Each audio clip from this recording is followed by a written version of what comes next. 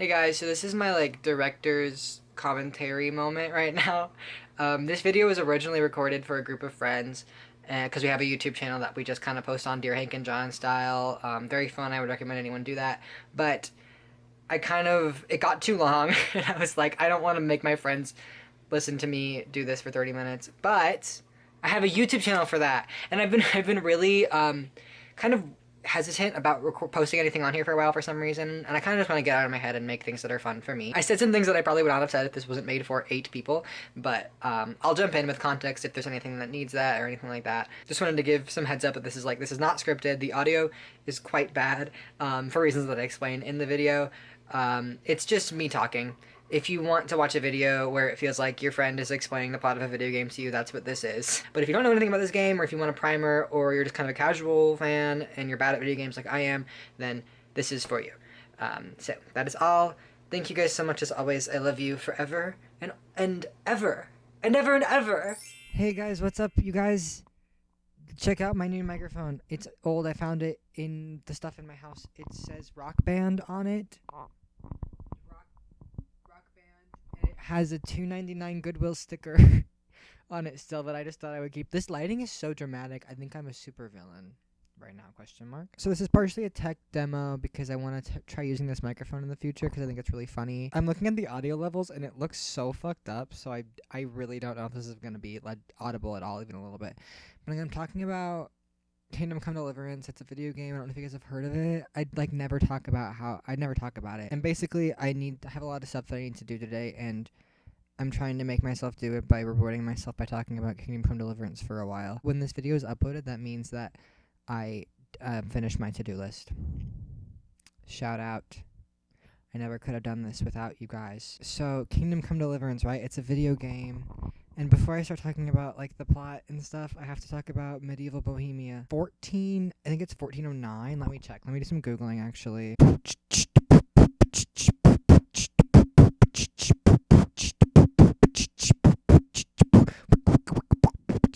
1403. So what's happening is there's this king, and his name is Wenceslas, and he's not that great at kinging at all. His dad was really, really great at kinging, and Wenceslas is not that great. It seems like he's not evil. This is based on the video game interpretation, by the way. So I'm not a history guy. This is information about the world that I got from a video game. But Wenceslas is not an evil bad guy. It's just that he's not very good. He doesn't really care about ruling. He doesn't want to rule, right? He's just stuck doing it. He's boozing. He's with wenches. It's dude, you need to stop boozing with wenches and focus on the kingdom. So he has this half brother named Sigismund. Sigismund is evil vizier vibes, even though he's not that at all. But Sigismund, is trying to take over Bohemia so that he can be king because his half brother is not good at kinging.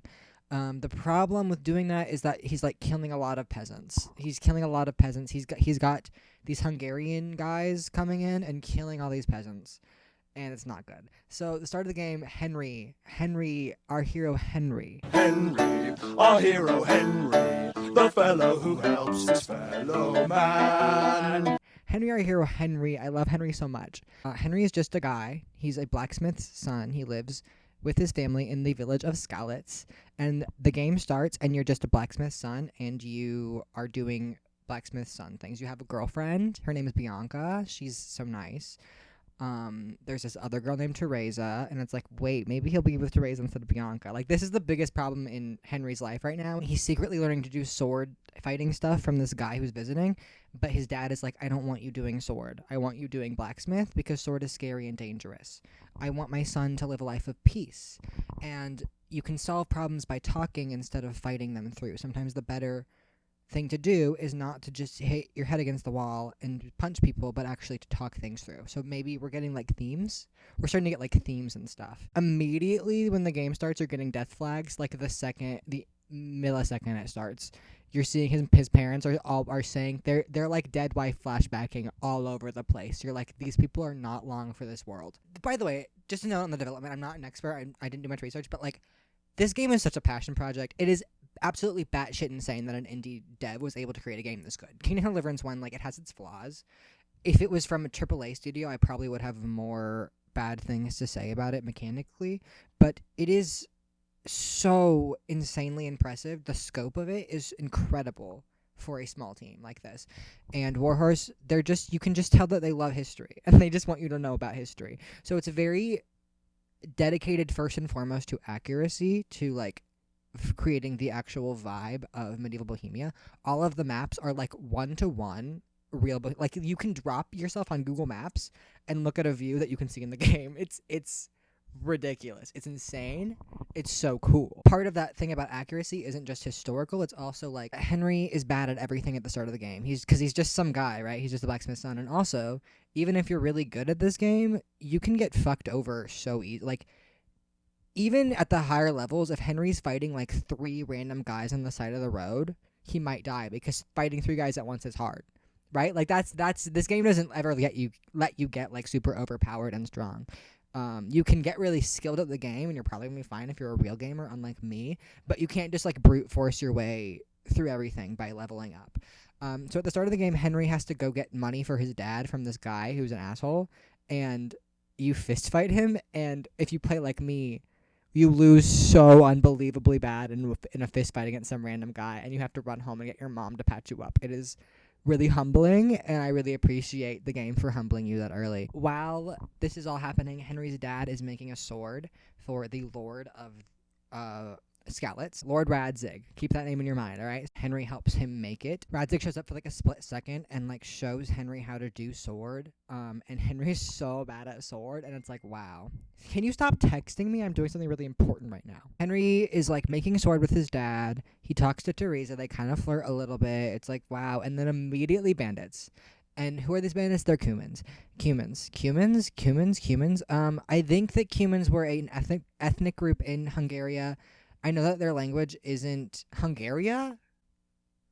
Is it called Hungaria? Hungary. Sorry, guys. That was really bad.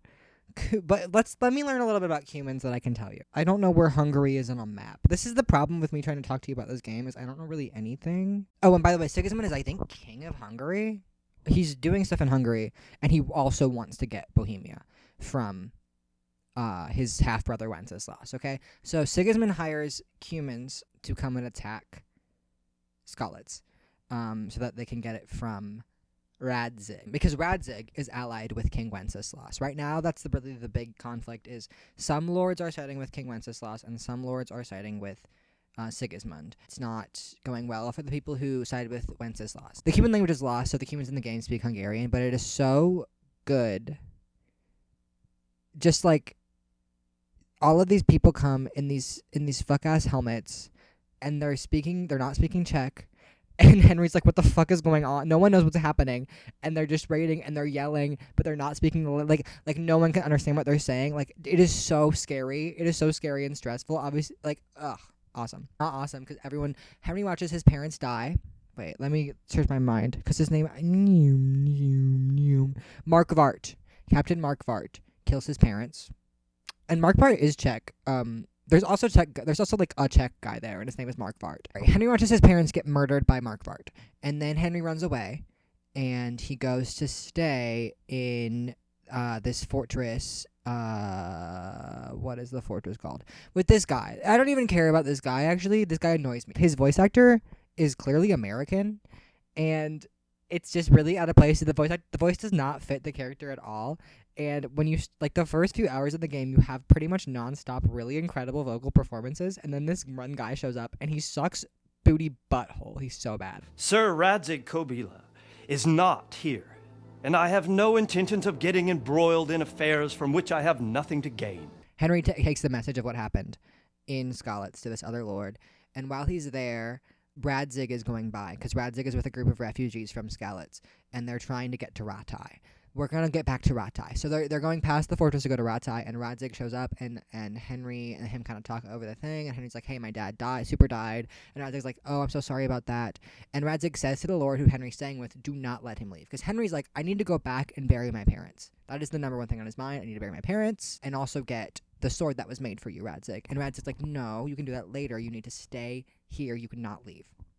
So let's keep it a pin in that. Henry breaks out of the fortress and runs back to Skalitz. He has fucking nothing. Like, he stole some armor and a sword, but like he basically has nothing on him. He goes to Skalitz. There are bandits everywhere who are like just stealing from like the corpses everywhere. He looks for a shovel to bury his parents with. He has to like fight this random guy for it because this guy is stealing shit. He goes to the shovel. He tries to bury his parents, and while he's trying to do that, these other bandits show up, led by that guy who he fought for the shovel, and they beat up Henry and almost kill him. The main guy is named Runt. It's funny because he's so big, but they call him Runt. And he steals Henry's dad's sword. But then who's there to save him? Teresa. Teresa shows up, and she's like, "Hey, stop!" And a bunch of other guys show up, and they save Henry's life. There's also one other guy I want to mention who shows up at the fortress before Henry leaves. So somehow I fully misremembered where you meet this guy, because the scene I'm talking about, it was actually Markvart. You meet him for the first time when Radzig comes to inspect the sword, and he's just like standing there the whole time. He's just next to him. That's all. Kingdom Come Deliverance Evil Gay Guy.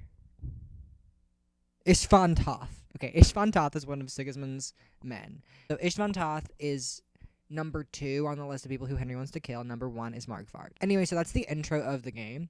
Is Henry getting beat up like over and over and over and almost losing his life over and over and over. So yeah, this is not going to be an easy fun time for Henry. After all of that, you end up in Rattay. Because Radzig super lost his castle, he's staying there with Lord Hanish of Lipa. Lord Hanish is actually not the Lord of Rattay. Well, he's the acting Lord of Rattay. But the rightful Lord of Rattay is Hans Capon. Hans sucks in every way imaginable. He is very, and I think this is intentional, he is Wenceslas vibes, where he should be doing ruler stuff and being ruler, but instead he's boozing. He's wenching. He's boozing and wenching. He doesn't give a shit about anything but boozing and wenching. Hans's parents are super dead, and so Hanish has basically been his steward for like always. And Hans is supposed to take over Rattay when he comes of age. He's already like clearly obviously an adult, but no one really wants to give him control over Rattay because he's not ready or good at anything. So anyway, that's the political situation in Rattay, okay? These are all allies of King Wenceslas, and they're trying to figure out how to get these guys out of their area because it's looking really quite bad for everyone involved. Now I'm mostly going to be talking about things about Hans and Henry because I think they're really funny. Henry gets taken on by Sir Hanish as one of the like guards, and while he's doing his first training session with Captain Bernard, who by the way I love, Hans shows up and he's like, "Hey, I'm going to go be in the archery range, just letting you know." So you do your training with the sword, and then you go to the archery range to do archery training, and Hans is like, "Hey, loser, idiot, ran away from battle because it looked hard. Aw, your dad's dead.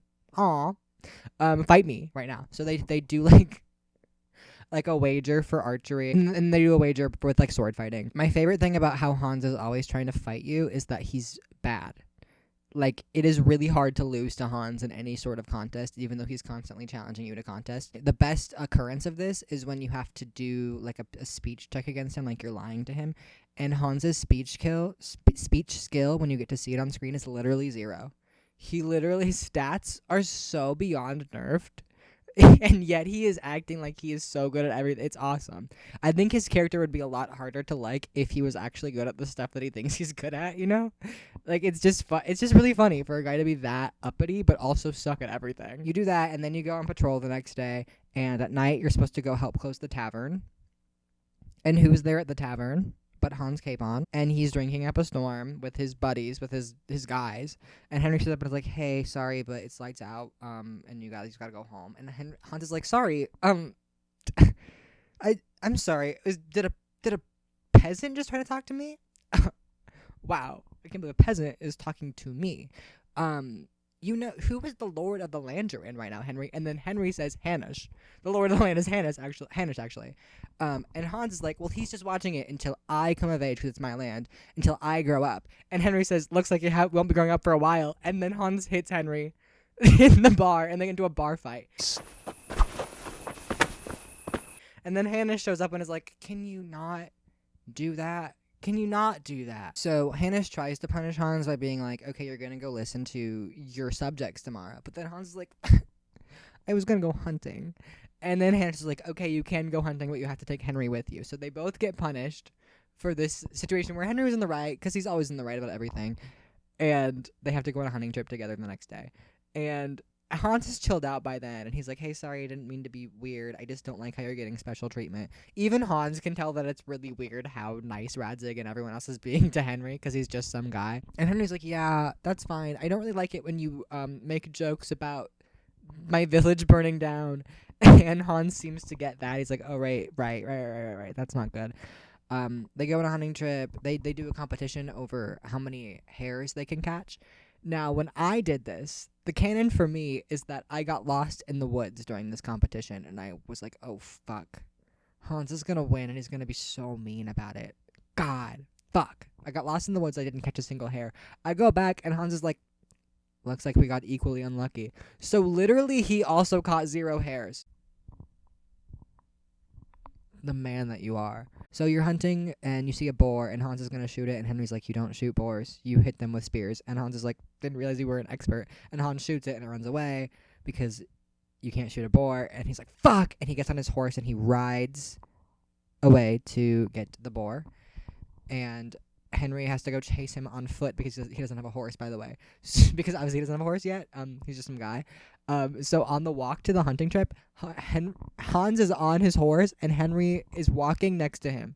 And Henry's like, can you maybe lend me a horse? And Hans is like, no, you're going to walk behind me like a good dog. Can you be normal? Can you be normal to Henry for 1 second? He's been through so much. So you have to walk through the woods and find him. And when you find him, he's been tied up by humans. He's been kidnapped by humans. And you have to save him from getting kidnapped by humans. So you do that, and it's all fine, and you guys are friends now. Hans is, like, injured as fuck. This is the first of many times that will happen, and he's kind of bedridden for a second. Later, there's a quest where you go with him to the bathhouse, and Hans and Henry bathe together. And it's like, okay. Hans keeps asking Henry to do, like, the most insane tasks ever, and Henry keeps doing them. He goes and steals wine for him. And then he goes and picks flowers for a girl at the bathhouse who Hans is trying to get with. And then when Henry comes back, the girl's boyfriend is there, and he's trying to drown Hans in the bathtub. And his name is Archibald, and Hans keeps calling him Arson Balls. And it's like, Hans, you have to read the situation. You're going to die in the bath. And so Henry has to get into a fist fight to save Hans's life. And then Hans is like, should we keep drinking? But that's kind of the vibe of their whole situation, is Hans will put Henry in the most stupid circumstances imaginable, and Henry will just be forced to deal with them. So Henry is sent to hunt down these groups of bandits who have been hired by Sigismund to try and get to what's going on so that he can, like, they can win the war, because it's not looking really good. It's looking really, really bad. He hunts them down. He does a lot of other stuff, and then we get to a point where the bandits are trying to he's trying to, like, infiltrate the bandits, and the bandits are like, okay, as a test for you to join our group, you have to break into an abbey and kill one of the monks, because our guy joined the abbey and to be a monk. And so there's a part of the game where you have to go be a monk for, like, several days. For several in-game days, I had to go pray in the morning at the church, at the monastery. You infiltrate the bandits, you finally get to their camp, and the second you get there, who's there but Istvan Toth? And Istvan Toth recognizes Henry, and he's like, no, actually, we're gonna kidnap this guy. Istvan Toth, by the way, has his dad's sword. I should probably talk about that. Earlier in the game, you go and you find one of the bandits who you kill is Runt, and Runt. So Henry's beating up Runt, and he's going, "Where's my sword? Where's my sword? Where's my sword?" And Runt is laughing and dying, and he dies. And then Hanush and Radzig walk in and are like, "Hey, you're hitting a dead guy, by the way." And Henry, like, turns around and says to Radzig, "I was trying to get your sword back." And I love that so much. Whenever Radzig isn't in the room, Henry calls it my sword. Because it's the last thing that his father ever made, and he made it with his father, and so it's so important to him. And he pretends that he's trying to get it back for Radzig. He will talk about how he's doing things for his lords a lot, like he's trying to be loyal and he cares or whatever. But really, you can see, like, he just wants his dad back, and he can't get that, so he's gonna kill everyone who ruined his life. So anyway, that was the thing with Runt. He didn't have the sword, and he didn't find out what's happening because he punched the guy so much that he died. Awesome. Or is it bad? Or is it not awesome? Actually, maybe it's bad. Maybe killing people is bad. Maybe the moral of the story is don't just hit people until they die. Maybe talk about it because you'll just make things worse. Wait, maybe themes? Istvan Toth is there in the bandit camp, and he recognizes Henry, and he has Radzig's sword / Henry's dad's sword. Well, Istvan is like, your dad is gonna pay a really large ransom for you, and Henry's like, my dad is super dead. Your guy killed him. And also, he wouldn't have money. He's a blacksmith. I'm a blacksmith's son. I'm just some guy. And then Istvan Toth is like, he didn't tell you? Your father is Radzig Kobyla. What? It's super obvious, by the way. When you tell Radzig that your parents are dead, he goes, your father was a remarkable man, and your mother, she was remarkable too. And it's like, okay, I'm sorry you're lusting after Henry's dead mom. There's a cutscene where Radzig is talking to Henry, and he gives him orders, and then Henry walks away, and he goes, my boy. Giving dad flags, not dead flags, dad flags. So Henry's birth father is Radzig Kobyla, Lord Radzig, and so that's why everyone was being so nice to Henry, is because he was like kind of technically a lord's son, but he's a bastard. So he was raised by his mother, and his mother remarried Henry's blacksmith dad, whose name I forgot. I think it's like Martin or something. So he has two dads, but not in a gay way. And the sword belongs to both his dads. I think that's so cool, right? Like, it was made for Radzig, but it was made by the dad who raised him. Like, that's so cool. That's so cool to me. Istvan beats up Henry a lot for a long time and then leaves. Also, at this part of the game, we meet Eric. Guys, let's talk about Eric for a second, because Eric is beating up Henry for Istvan, and Istvan and Eric are very close. Istvan and Eric are very close. Remember that guy who Henry had to fight for the shovel at the beginning of the game, and then that guy came back with like 7 guys who almost killed Henry altogether, and it was fucked up? That guy shows up, and he's like, hey, Henry, sorry about everything that happened to you. I'm going to break you out of here, because I actually don't like doing bandit stuff. Like, I thought it would be fun, and I would make money, and I needed money after our village burnt down, but now I actually feel bad. So let me break you out of here. It would be a good redemption arc, except there's a DLC where you play as Teresa, and you get to see the invasion from her perspective. And Teresa worked at the mill where this guy also worked. And when the Cumans show up to attack the village, not only does that guy run away, he also pushes Teresa towards the Cumans. So, like, I don't like him. Anyways, though, he helps Henry break out, and he breaks out, and he's like, hey, Radzig, are you my dad? And Radzig's like, yeah, I am kind of your dad. I fell in love with a peasant, and we had a beautiful baby son, but she was a peasant, so I couldn't marry her. And then your blacksmith dad showed up and raised you and stuff, and he was awesome and cool, and I loved him, and I was keeping an eye on you. I was keeping an eye on you. I actually was so present for you in all the ways that I could be, so actually you should be grateful. And it's like, okay, Radzig. A couple more little like DLC moment things. There's the Ratai tourney, where it's just a tournament where you fight a lot of guys, and you can enter the tourney as Hans Capon's page, because Hans is like, hey, I told Hanish that I was training a page, and I was actually fully lying. Could you enter the tourney and pretend that I'm the one who was training you? So that's canon to me, Capon's champion. The other Hans moment, #Hans moment. The other #Hans moment is there's a DLC called the Amorous Adventures of Sir Capon, something like that. And this DLC pisses me off. Because it is so obviously a reference to Cyrano de Bergerac, and I don't know if you guys know this, but I actually really like Cyrano de Bergerac. I've never talked about it. So this is where I actually do have to add some context, because you as the audience may not know about Cyrano de Bergerac. It is an old play that I really, really like, and it's kind of a stock story, similar to like Romeo and Juliet, where you will see it a lot in modern media. So I'm sure even if you aren't familiar with Cyrano, you know a Cyrano story. Like, Sierra Burgess is a loser is one. Half of it, Let It Shine. Ratatouille is kind of a Cyrano if you really squint your eyes. a lot of sitcom episodes and stuff had a Cyrano subplot in an episode. It's just a very tellable story. So I'm gonna really oversimplify this, which kind of hurts me to do, but I'm gonna, for you guys, I respect your time, so I will. The basic Cyrano structure is Cyrano is the coolest, awesomest guy ever, and he's in love with Roxanne, but he has a really big nose, so he's afraid that Roxanne won't love him. So when this other guy named Christian shows up, who is the prettiest guy ever but is kind of stupid, and he asks Cyrano for help in wooing Roxanne, Cyrano helps Christian. He writes love letters for her. The biggest, most famous scene in Cyrano, arguably, is in Act 3, when Cyrano stands under the balcony and recites poetry for Christian, basically, and feeds him the words to tell her. Basically, a Cyrano plot is any story where character A helps character B woo character C, even though character A is in love with character C, okay? I never bring this up, but I actually really care about Cyrano de Bergerac a lot. It's a really important play to me. Sometimes you are watching a Cyrano story, but it's not a direct reference to Cyrano. This I'm pretty sure is a direct reference to Cyrano, because there are a few times where Hans will be like, there's these little lines about like, yeah, this is such a big deal with the French. Cyrano is very French, like France culture, hashtag France, I love France. And he also talks about love poetry, being a very French thing, about everything that he's doing being a very French thing. And then there's this little part where he says, someday they'll write plays about my amorous adventures. And Henry says comedies or tragedies. And Hans says, we'll see. It depends on how tonight goes.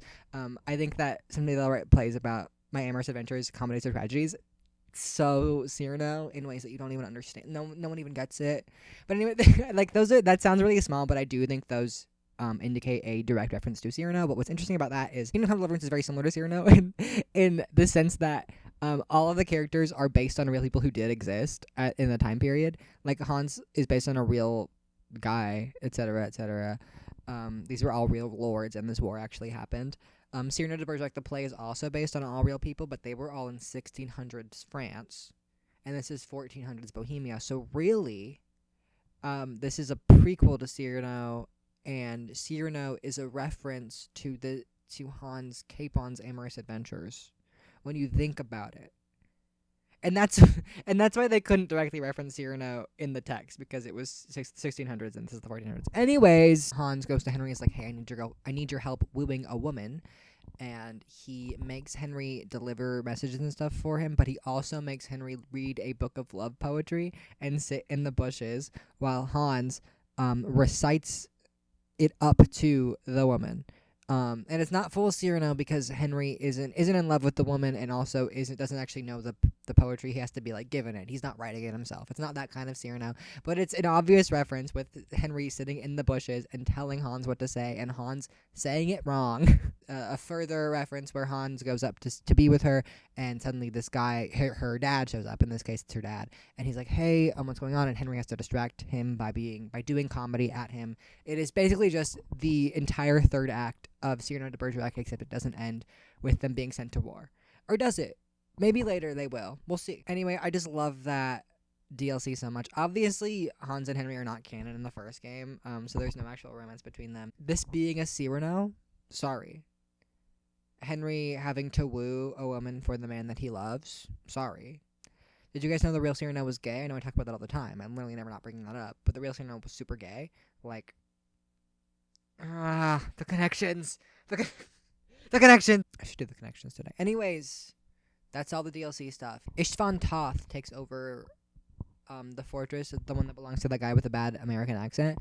And the game ends with you guys taking back the fortress from Istvan. Somehow I forgot to mention one of the best Hans being a loser / you saving him moments, where he gets shot in the ass while you're trying to infiltrate the fortress during this part of the game, and you have to carry him like on your back out. Awesome. The only way you're able to negotiate with Istvan is because you guys capture Eric. And Eric is saying all this stuff that makes it clear that he is really, really close to Istvan. And Henry is like, hey guys, Istvan and Eric are gay, and so we can use him as a bargaining chip. So Istvan is up there in that fortress that he took, and we're down here, and we're like, hey, by the way, we have Eric, so you can't attack us super directly because we have Eric. And so they negotiate, they give Eric back to Istvan Toth, and Istvan is like, I will leave with Eric if you guys don't follow me and don't kill me right now. If you kill me right now, I will kill Radzig, because Radzig got kidnapped in all of this. And so Istvan gets away with Radzig. He takes Radzig with him. He's like, I will release him when I get to Skalitz, but I'm going ahead, and if anyone follows me, I will kill him. And Henry and Hans get on their horses and follow, not like following to get him, but just like far enough behind to go retrieve Radzig when he's dropped off. They go and they get Radzig. That last mission of the game ends with Henry and Radzig standing in a field together, and Henry has not beaten any of the guys he wanted to kill at the beginning of the game. He hasn't killed Istvan. He hasn't killed the guy with the dumb name. Hasn't killed Markvart. He hasn't gotten his sword back. Istvan still has his dad's sword, and Radzig is like, that sucks. What can you do? Sometimes it happens. I love that so much. I love that this game doesn't end with Henry getting everything he wants. There are quest objectives that say kill Markvart, kill Istvan, that you literally have no opportunity to complete in the game, because sometimes things are hard. Sometimes things aren't that easy and you don't always get what you want. The real end of the game, and it's called Epilogue, but it's where the game ends, is you go and you talk to Hans and all of the other guys about delivering a message to someone who could maybe be an ally to Sigismund, to a guy who could be an ally to Wenceslas and help them out with getting rid of Sigismund and stopping all of the pillaging, because there's so much pillaging going on. Like, way too much pillaging, by the way. And Hans says, I will go deliver that message. I want Henry to come with me. And it ends with Henry and Hans riding into the sunset, and Hans yelling, Adentis Fortuna Juvat. And I thought that line was so fun as a way to end the game. They say it constantly in the second game. Hans is never not saying Adentis Fortuna Juvat.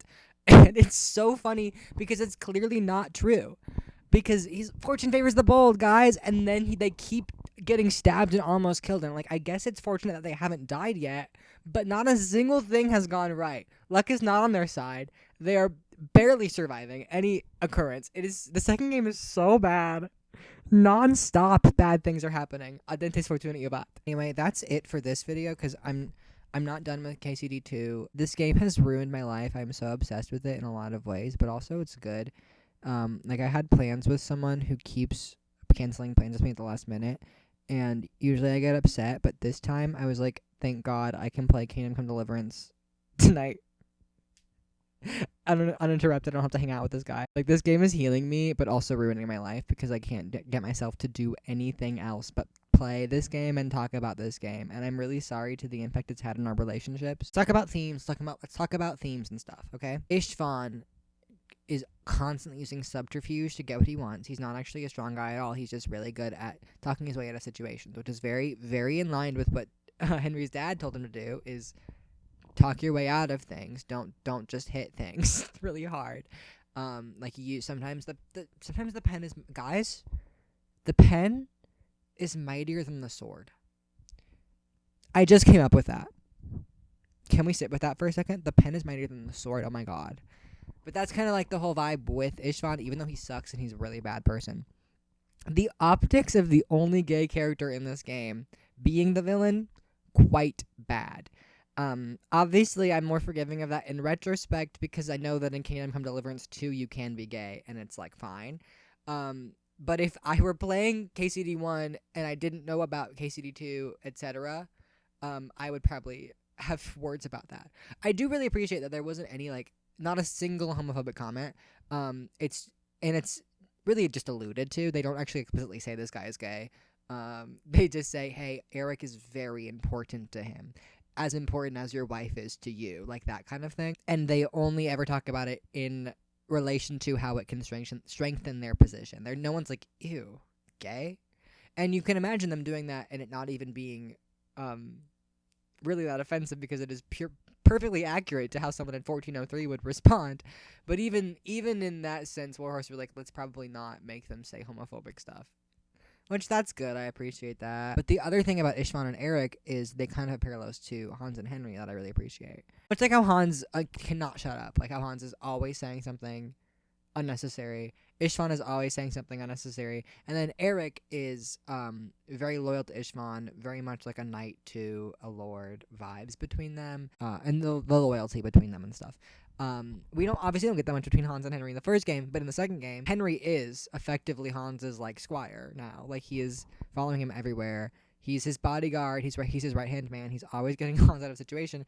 It is very Istvan and Eric, and I find that interesting. I like parallels between the hero and the villain. I think that's interesting. Sue me. There's family stuff that's very interesting. I like the way that Henry loses everything and then also loses his connection to that earlier identity, you know? Like, not only was his village and life destroyed, but now he can't even fully think of himself as his father's son. That's so fucked up. That's so fucked up, and he never got to talk to his dad about it. Like, that's so fucked up in every single way. There's a part of me that's like, I would have preferred it if we were fully a nobody, because I think that is a more interesting perspective than to be like the lord of a place. But also, ultimately, Henry would not have gotten away with any of the shit that he gets away with if he wasn't related to Sir Radzig.